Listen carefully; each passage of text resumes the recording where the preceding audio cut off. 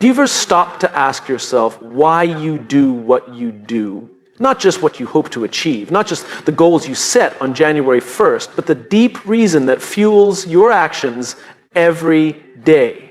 Because when it comes to building lasting success, the place we start makes all the difference. And most people start in the wrong place. They start by setting targets. They start by chasing outcomes. They start with what they want.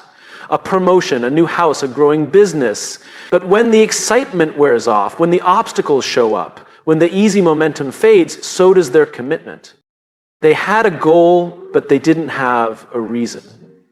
The lasting success, the kind that doesn't just flash for a moment, but builds into a life, a legacy, always starts somewhere deeper. It starts with purpose. It starts when you answer the hard, personal, sometimes uncomfortable question, why does this matter to me?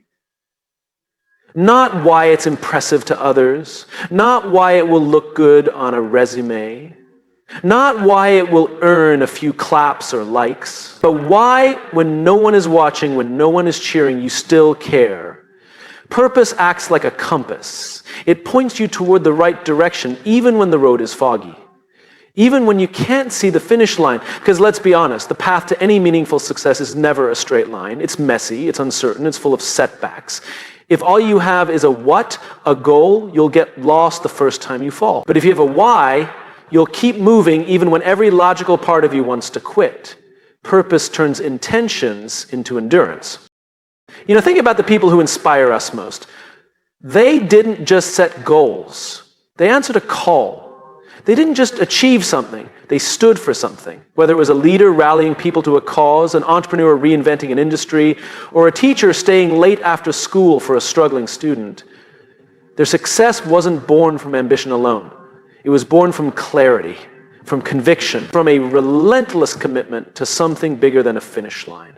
When you start with purpose, the quality of your decisions changes. You stop asking, what will make me successful fastest? And you start asking, what will honor the reason I'm doing this in the first place?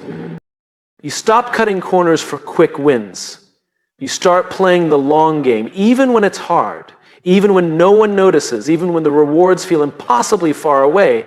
Because when you're connected to your why, the process itself becomes meaningful, not just the prize at the end.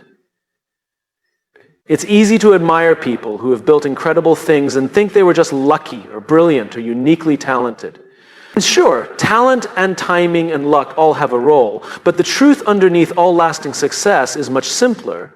They knew why they started, and they kept returning to that why when things got messy, when the deal fell through, when the product launch flopped, when the critics came out, when the self-doubt crept in. Purpose isn't a shield that protects you from hard times.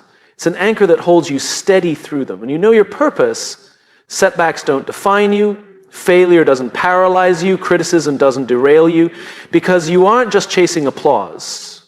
You aren't just chasing profit. You are building something because it matters to you at the deepest level.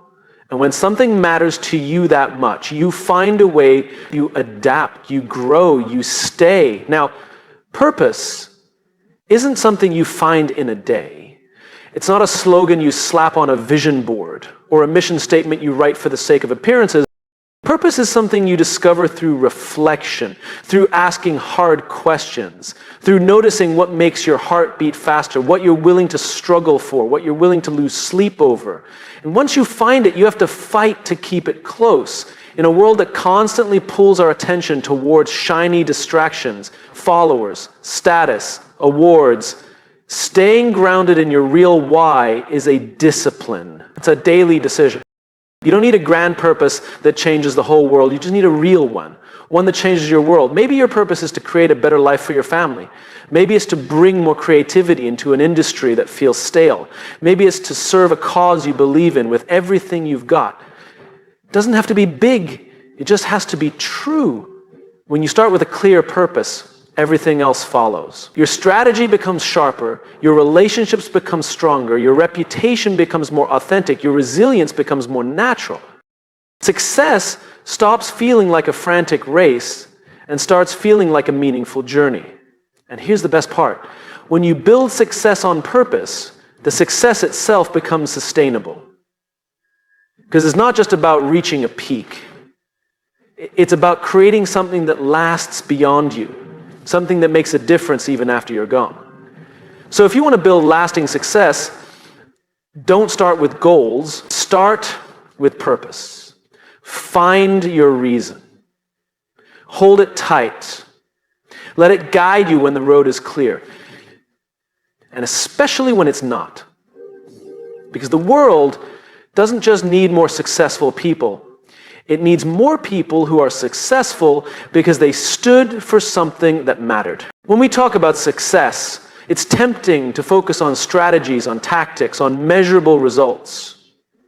It's tempting to believe that if we just work hard enough, learn fast enough, hustle long enough, the outcomes will take care of themselves. But there's something deeper that drives true lasting success. It isn't found in numbers on a spreadsheet. It isn't captured in quarterly reports. It lives in something less tangible but far more powerful: relationships. Now, we like to think that success is a solo journey, that it's about individual grit, personal genius, relentless ambition, and while those things have their place, they are never enough on their own. The truth is, nobody builds anything great alone. Nobody. Every lasting success story is a story about people, about trust, about loyalty, about human connection. When we prioritize relationships before results, we aren't being sentimental, we're being strategic. Because results are fleeting, they come and go. Markets change, trends fade, awards gather dust. But the bonds we build with people, real, meaningful bonds, those endure. Those become the invisible architecture that holds everything else together when things get hard. And they will get hard. Think about the leaders you admire most. The mentors who shaped your path, the friends who showed up when you were struggling, the colleagues who believed in you before you believed in yourself. Their impact wasn't about what they achieved, it was about how they made you feel. About the trust they earned, not demanded. About the loyalty they inspired, not manipulated. Success rooted in relationships is resilient because it's human. It's built on something deeper than contracts or commissions or quarterly targets. It's built on trust, and trust is the currency of every lasting achievement, including relationships before chasing results.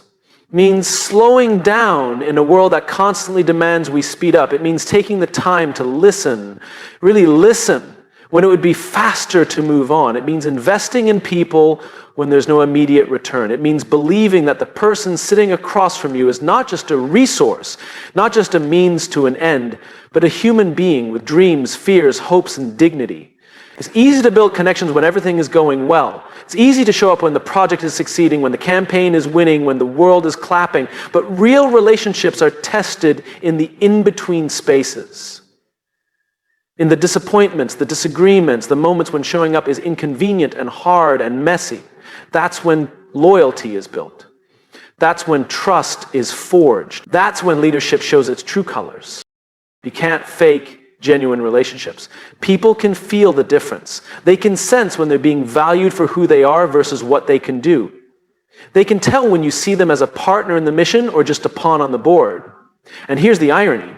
When you prioritize relationships first, the results often follow faster and stronger than you ever imagined. Because when people feel seen, heard, respected, they give more, not because they have to, but because they want to. They bring their creativity, they bring their resilience, they bring their best selves. Not out of obligation, but out of belief. Relationships built on authenticity create teams that innovate, businesses that grow, and communities that thrive. They create cultures where people stay when others leave. They create loyalty that no competitor can easily steal away. And loyalty isn't just a nice to have, it's an economic advantage. It's the difference between weathering the storms and crumbling under pressure. When you prioritize relationships before results, you're planting seeds that will grow long after the immediate harvest is gone. You're investing in trust that will carry you through the seasons when success feels out of reach. Because there will be seasons like that. There will be setbacks and dry spells and moments when every metric tells you that you're failing. And in those moments, it's not the flashy strategies that save you, it's the relationships. It's the people who say, I believe in you, when you're struggling to believe in yourself. It's the team that stays and fights when it would be easier to leave. It's the customer who says, I'm with you even when you mess up. We live in a world obsessed with results, obsessed with metrics, obsessed with performance. But real success, the kind that sustains over decades, doesn't come from treating people like numbers. It comes from treating people like people. Relationships require patience. They require vulnerability. They require showing up not just with competence, but with heart. It's not about being perfect. It's about being present. It's about admitting when you're wrong, about celebrating other successes even when you're struggling, about offering grace when mistakes are made, because in the end, it's not the awards or the titles or the profits that people will remember. It's how you made them feel. If you want to build lasting success, start by building real connections. Invest in people before you invest in processes. Listen before you lead. Serve before you sell. Because relationships aren't just part of success, they are the foundation of it. We are wired for connection. We are built to belong. And when we work from that truth, when we lead from that truth, we don't just create results. We create movements. We create legacies. We create something that matters. Success measured only by outcomes is fragile. Success built on relationships is unstoppable. Because no matter how the world changes, no matter how the markets shift, no matter what challenges come, trust and loyalty remain. Choose to build that kind of success. The kind that lasts, the kind that's fueled not just by what you achieve, but by who you lift along the way. Because in the end, relationships are the real results. There's something incredibly intoxicating about intensity. We love the grand gesture, the overnight transformation, the story of the person who sprinted ahead in a blaze of glory. Intensity feels powerful, it feels dramatic, it feels exciting. But here's the quiet truth that too often gets overlooked. Lasting success isn't built on moments of intensity, it's built on a lifetime of consistency. Consistency is boring. It's not flashy, it doesn't grab headlines, it's showing up when no one is watching. It's doing the small things right over and over and over again. It's committing to the process long after the initial excitement fades. Anyone can be intense for a moment. Anyone can sprint for a short burst, but it's consistency that carries you across the finish line. Think about the people you admire, the ones who have built something that stood the test of time, the leaders who stayed grounded through storms, the companies that didn't just launch with a bang but grew steadily year after year, the artists, the teachers, the athletes who kept honing their craft when it would have been easier to coast or quit. That their success didn't come from a single moment of brilliance. It came from thousands of ordinary moments stacked one on top of the other. It came from a relentless commitment to showing up even when they didn't feel like it, even when the payoff wasn't immediate, even when no one else seemed to notice. Consistency isn't glamorous, but is transformational. It's the discipline to do the right thing today and tomorrow and the next day without guarantee of applause or recognition. It's trusting that the compound effect of those small choices will add up to something extraordinary over time. Intensity wants results now. It demands immediate returns. But real growth doesn't work that way.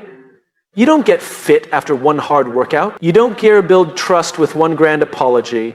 You don't create mastery after one brilliant idea. You grow stronger by showing up to the gym on the days you'd rather stay home. You build trust by keeping promises in the small moments, not just when the stakes are high. You create mastery by practicing the fundamentals, even when it feels tedious. Success favors those who understand that small things become big things, that today's seemingly insignificant choices are laying the bricks for tomorrow's breakthroughs, that every day you show up, every day you stay committed, you are casting a vote for the kind of future you want to create. There will be days when it feels like it's not working, days when progress is invisible, days when quitting seems logical, even reasonable. Intensity screams at you to find something new, something easier, something faster. Consistency whispers, stay. Consistency says, trust the process. Consistency reminds you that greatness isn't an event, it's a habit. It's easy to look at someone else's success and see only the highlight reel. We see the championship game, not the hours of practice in empty gyms. We see the bestseller book, not the lonely nights rewriting the same paragraph over and over. We see the thriving company, not the years of quiet hustle, the rejected pitches, the sleepless nights spent wondering if it was all a mistake. We see the intensity of their moment of arrival. What we miss is the consistency that carried them there. Consistency requires humility. It demands that we give up the need for instant gratification. It asks us to believe in a future we cannot yet see.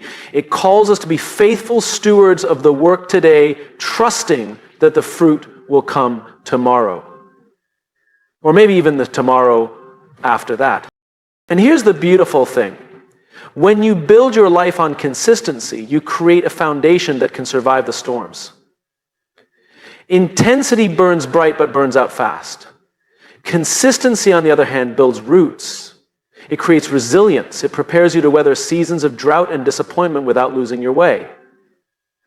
When you prioritize consistency over intensity, you stop chasing every shiny object. You stop jumping from one strategy to the next, hoping the next big thing will be the thing that finally works. You stay true to the process. You refine your craft. You deepen your relationships. You keep your promises, especially the ones you made to yourself.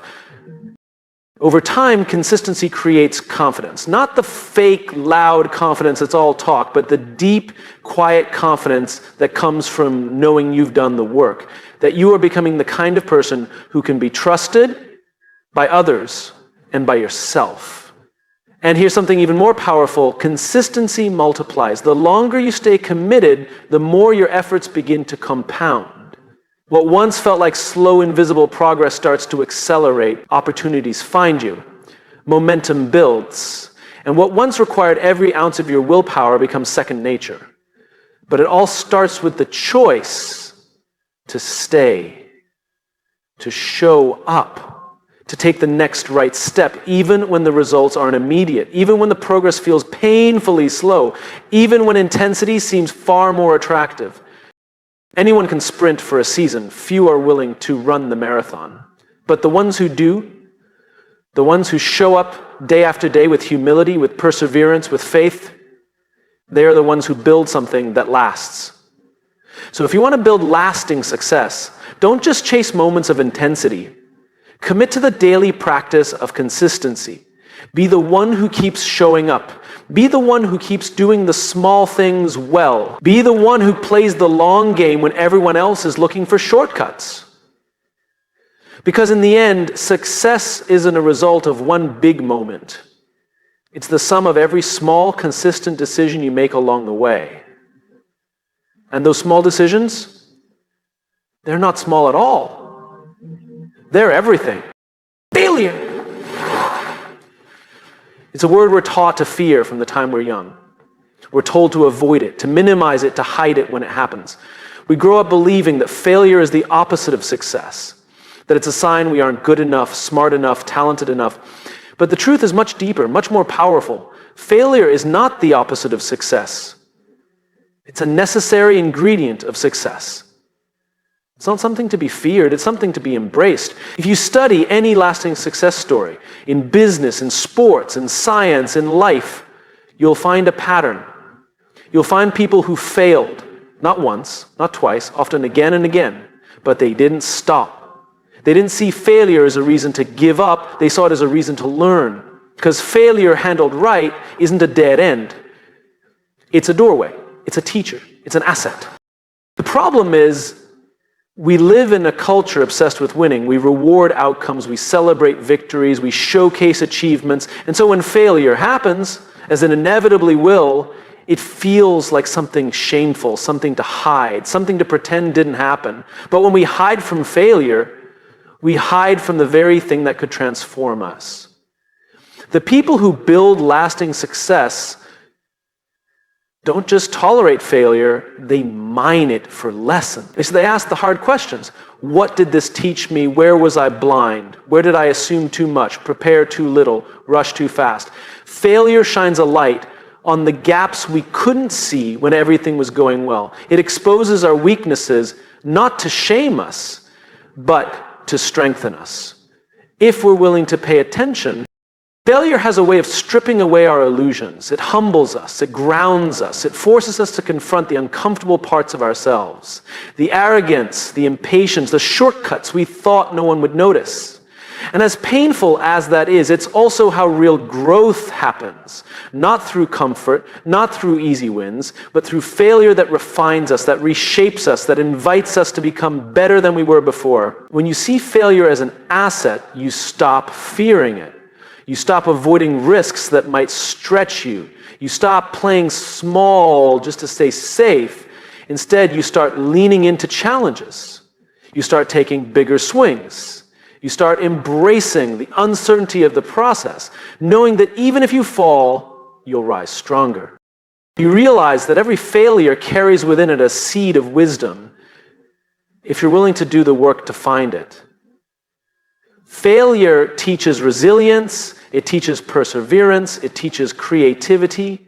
Some of the most brilliant innovations we celebrate today were born from mistakes, from experiments that didn't work the way they were supposed to, from people who were willing to ask, what if, when everything seemed to point to no. Think about it. If everything went perfectly the first time, how would you ever learn adaptability? How would you ever discover what you're truly capable of under pressure? How would you ever build the kind of grit you'll need when the stakes are even higher? Failure has another gift too. It builds empathy. When you've fallen and gotten back up, you are slower to judge others, you're quicker to extend grace, you become the kind of leader, the kind of friend, the kind of teammate who creates spaces where people feel safe to try, to stretch, to grow, because you know firsthand that failure isn't weakness, it's part of the journey. It's important to understand embracing failure doesn't mean celebrating mistakes for the sake of it. It doesn't mean being reckless. It doesn't mean refusing to learn. It means refusing to let failure define you.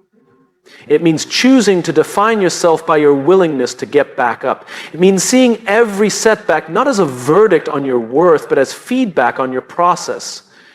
And feedback, when we listen to it, is one of the greatest gifts we can receive. When we fail, the easy response is to blame the market, the team, the circumstances. But growth happens when we take ownership, when we ask, what can I control? What can I change? How can I be better next time? That posture, a posture of humility, curiosity, and responsibility, is the foundation of every lasting success story. And there's a paradox here that's easy to miss. The people who look most fearless aren't the ones who have never failed. They're the ones who have failed so many times that failure doesn't scare them anymore. It doesn't define them. It doesn't limit them. It liberates them. When you embrace failure as an asset, you free yourself from the tyranny of perfectionism. You free yourself from the crushing weight of unrealistic expectations. You give yourself permission to try, to learn, to evolve. And over time, that freedom compounds. It fuels your creativity, it fuels your resilience, it fuels your courage to tackle bigger and bolder dreams.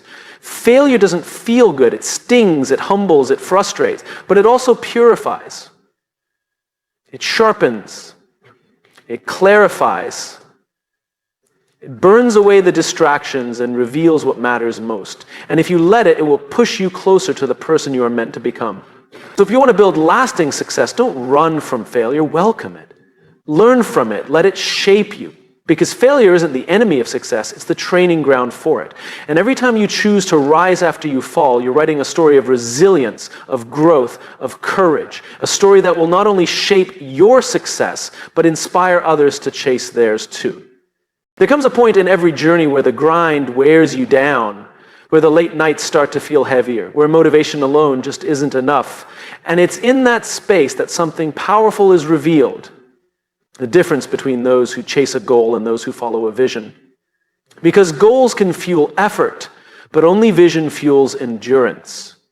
Success that lasts is not sustained by what you want for yourself, it's sustained by what you want for something bigger than yourself. So we all want to be successful, to achieve, to grow, to build. But if the only reason you do what you do is to get something for yourself, more money, more recognition, more validation, eventually it's not going to be enough. That kind of success burns fast. It burns bright, but it burns out.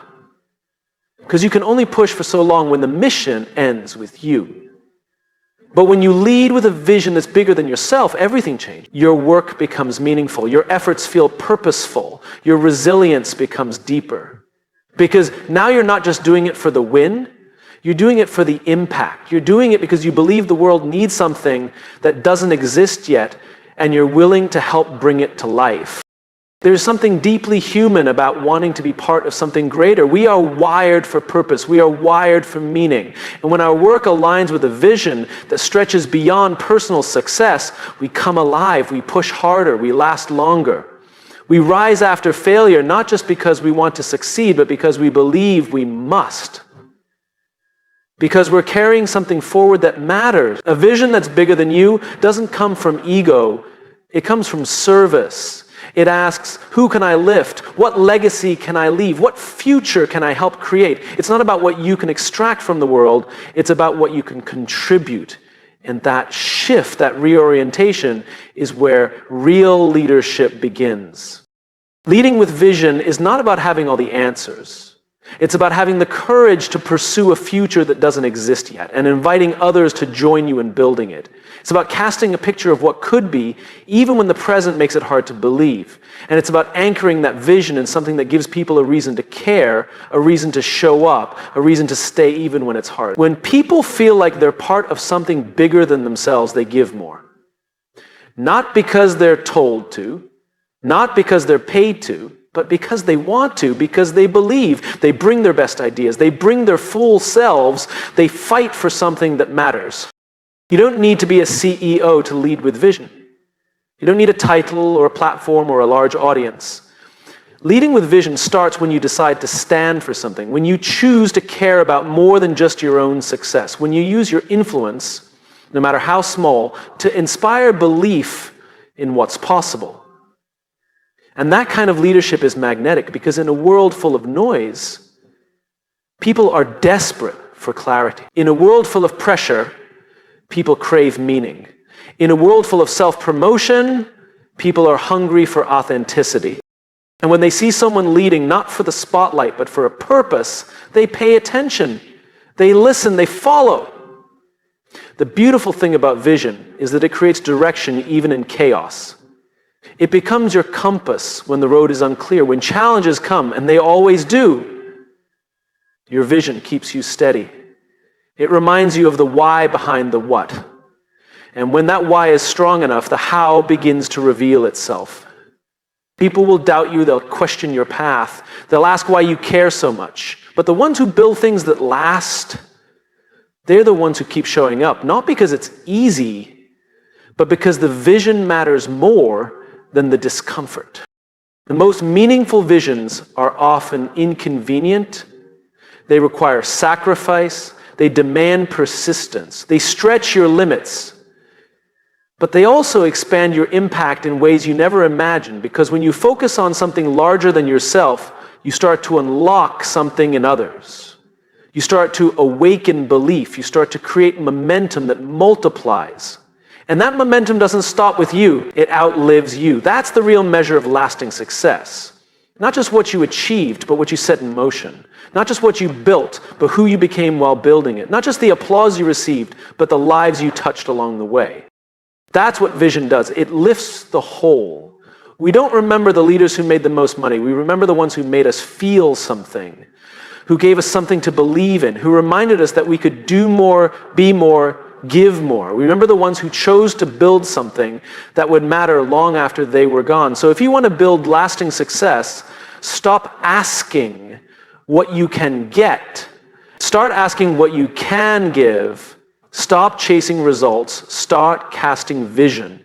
One that brings people together, one that solves a real problem, one that makes the future brighter, even just a little. Because when you lead with a vision bigger than yourself, you create more than success. You create significance. You create legacy. You create change. And that is what truly lasts.